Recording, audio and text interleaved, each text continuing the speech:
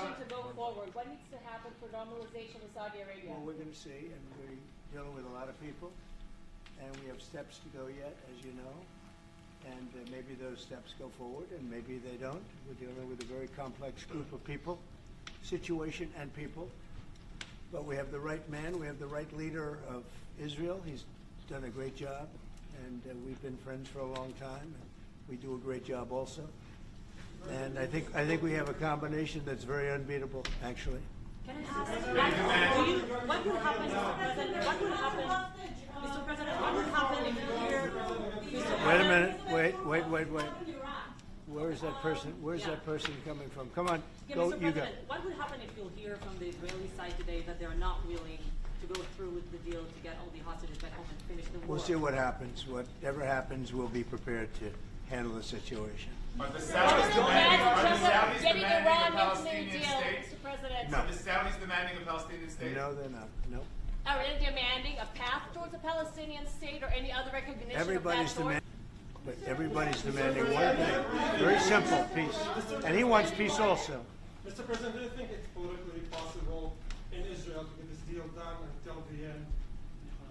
To get the deal done? Yeah. Sure. I mean, is it politically Why wouldn't a deal get possible? done? A deal can get done. We'll see what happens. We're dealing with very complicated people. But a deal can absolutely get done. Israeli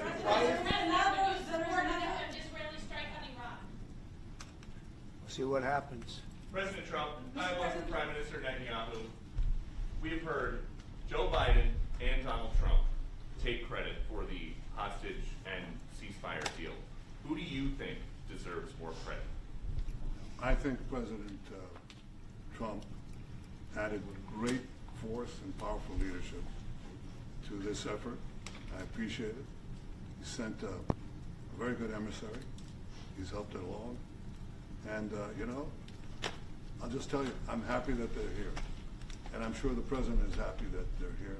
And I would think that's about enough. Prime Minister, what about Elizabeth Surkov, the Israeli hostage held in Iraq? What about the Israeli press taking a press conference in Israel and not in Washington? We would love to take a press conference to interview you, Prime Minister Netanyahu. Can I ask a few more questions? Prime Minister Netanyahu, do you support going forward with this deal and getting all the hostages out? I support getting all the hostages out and meeting all our war goals that include destroying Hamas's military and governing capabilities and making sure that Gaza never poses a threat to Israel again. Are you willing? All three. Are you willing Can to those agree? Are you things willing to go agree? together? Are you willing Can you to agree promise to the Trump's families vision that you to do bring all the everything to get the hostages out? I think Wait. that I should One at talk a to time. President One at a Trump. time. So Okay. I'll ask, do you agree with Trump's vision of getting all the hostages back home, even if it means to end the war? Well, I'm not sure that you articulate correctly what the President's vision is. You can ask, he can speak for himself. He does that very, very well. I have my own views, 3 goals, not 1, not 2, 3 goals, and I will meet all 3 goals. I think the President can help enormously. He brings fresh thinking. Any address to the Fresh fact thinking. that terrorists who murdered hundreds of people released their homes? It was a horrible day, October 7th. That was a horrible period of time. And a lot of people like to pretend it didn't happen. It happened. It's a big group of people that like to pretend it didn't happen, like the Holocaust didn't happen. Same mindset. No, we're going to get this thing wrapped up, and we're going to get it done. We're also dealing, I think, very successfully with Russia, Ukraine. We're going to hopefully get that one done at some point in the not too distant future. That's a complex problem also, but we solve problems. When I left, we had no problem. There was no Ukraine and Russia fighting. There was no October 7th. There was nothing, and some very poor leadership led to a lot of problems and a lot of death.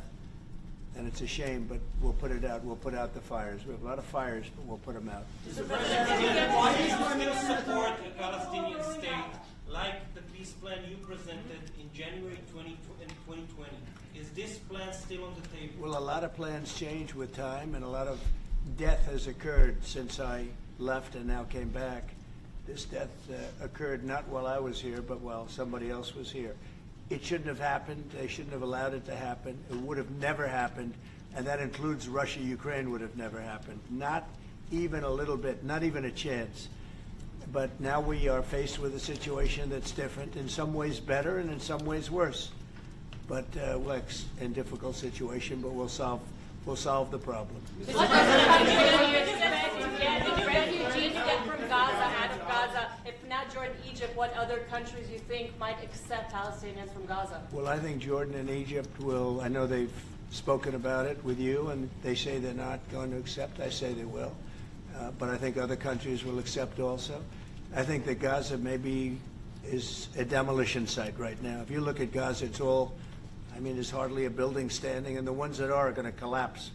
You can't live in Gaza right now, and I think we need another location. I think it should be a location that's going to make people happy. You look over the decades, it's all death in Gaza. This has been happening for years. It's all death.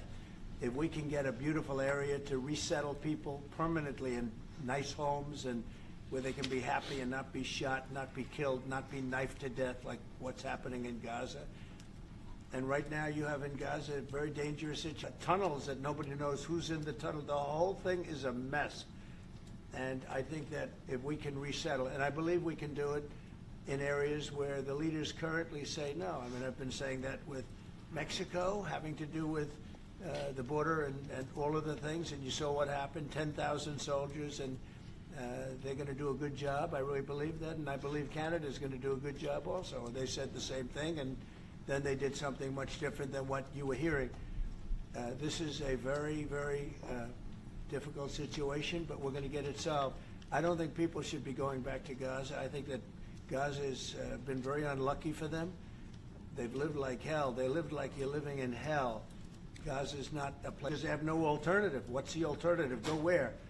There's no other alternative. If they had an alternative, they'd much rather not go back to Gaza and live in a beautiful alternative that's safe. Mr. President,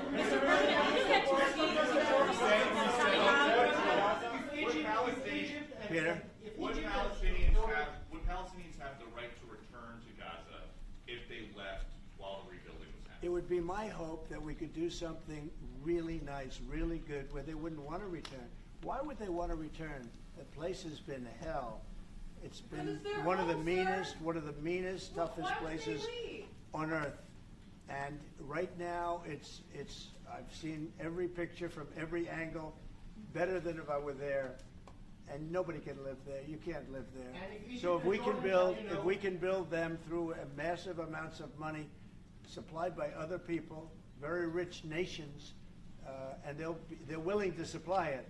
If we can build something for them in one of the countries, and it could be Jordan, and it could be Egypt, it could be other countries, and you could build 4 or 5 or 6 areas. It doesn't have to be one area, but you take certain areas and you build really good quality housing, like a beautiful town, like someplace where they can live and not die. Because Gaza is a guarantee that they're going to end up dying. The same thing's going to happen again. It's happened over and over again, and it's going to happen again as sure as you're standing there, Peter. So I hope that we could do something where they wouldn't want to go back. Who would want to go back? They've experienced nothing but death and destruction. What will you do if Egypt and Jordan tell you no? What will you do then? Well, I don't think they're going to tell me no. I don't think they're going to tell me no. What will you do if I think they're going to tell Biden no, and I think they're going to tell other people no. So you think it will happen at the end? I think there's a good chance, yeah. How I'd like to many see it happen. people are you thinking about? All of them. I mean, we're talking All of about them. probably 1.7 million people, 1.7 million, maybe 1.8 million. But I think all of them. I think they'll be resettled in areas where they can live a beautiful life and not be worried about dying every day. Mr. President, do you support back in Gaza in the next years?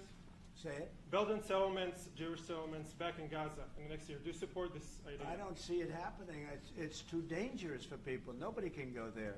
It's too dangerous. Nobody wants to be there. Warriors don't want to be there. Soldiers don't want to be there. How can you have people go back? You're saying go back into Gaza now? The same thing's going to happen. It'll only be death. The best way to do it is you go out and you get beautiful, open areas with the sunlight coming through and No, you that's build not what I meant. something I meant nice. building Israeli They are not settlements going to back want in Gaza. They are not going to want to go back to Gaza. Prime Minister Netanyahu, what is your message to the families of the hostages that look at this deal, they're worried that this deal won't go through? What do you say to them at this moment? Same message I said from the beginning of the war. Get them out, get them back. We got over 70%, close to 75% of the people who everybody believed will not get out. We got them in successive deals, and most recently with the help of President Trump. We're not going to give up on any of them, and we're not going to give up on our other war aims. Hamas is not going to be in Gaza, and we're going to get everyone back. And you would not have. Prime Minister, how optimistic are you about reaching phase 2 of the ceasefire? How optimistic are you about that happening? Well, we're going to try. That's one of the reasons, one of the things we're going to talk about here. And if we, you know, when Israel and the United States work together, and President Trump and I work together, you know, the chances go up a lot. It's when we don't work together, Israel and the United States don't work together, that creates problems. When the other side sees daylight between us and occasionally in the last few years, to put it mildly, they saw daylight, then it's more difficult. When we cooperate, Isn't it the right chances time are to good. meet once and for all? Say it. Now that Iran is so weak, isn't it the right time to hit their nuclear facilities once and for all? So you say Iran is so weak. I appreciate you saying that. They're not weak. They're very strong right now, and we're not going to allow them to have a nuclear weapon. It's very simple. You know, I signed a very strong proclamation. Iran was in big trouble when I left. They were broke. They didn't have money for Hamas. They didn't have any money for Hezbollah. You had no problem. October 7th could have never happened. When I left, October 7th could have never happened. And frankly, Russia and Ukraine, as I said, could never have happened. They became very strong very fast. They sold massive amounts of oil to China and everybody else who would not buy the oil when I was president, because we said, don't buy the oil. And they became very rich very quickly. But they're not weak. They're not weak. They're strong. Doesn't mean they won't be weak. But you know what? We just don't want them to have a nuclear weapon. They can't have a nuclear The weapon. Prime Minister, sorry, sir, Mr. President, the Prime Minister wants you to strike Iran. That's what he wants. You don't know what he wants. What do you know about anything? Go ahead. But is that option is on the table? Yes, please. President Trump, is that option on the table? You're not just talking about Jordan. No, could be other places too. There are many people that have reached out, many countries, many leaders of countries that have reached out that would like to participate in that. Doesn't have to be Jordan and Egypt, but I think it would be also them. Mr. President, your relationship with Mr. Netanyahu knew ups and downs. How would you describe it right No, now? I think it's mostly ups. Mr. President. The Palestinian Authority should rule Gaza because Gaza will be empty. What? The Palestinian Authority, can it rule Gaza? What do you think? Well, it's had a pretty hard time, wouldn't you say? I'd say it's had a pretty bad time of it. Mr. President, Qatar has, you've criticized them in the past as a funder of terrorism, so as the Prime Minister. Do you think they're part of the solution or part of a problem moving forward? I think they're trying to help. Qatar Yep. is absolutely trying to help. I know them very well, and they're doing everything they can. Very tough situation, but they are absolutely trying to help. Will you Okay, visit Israel? thank you very Mr. much, President. everybody.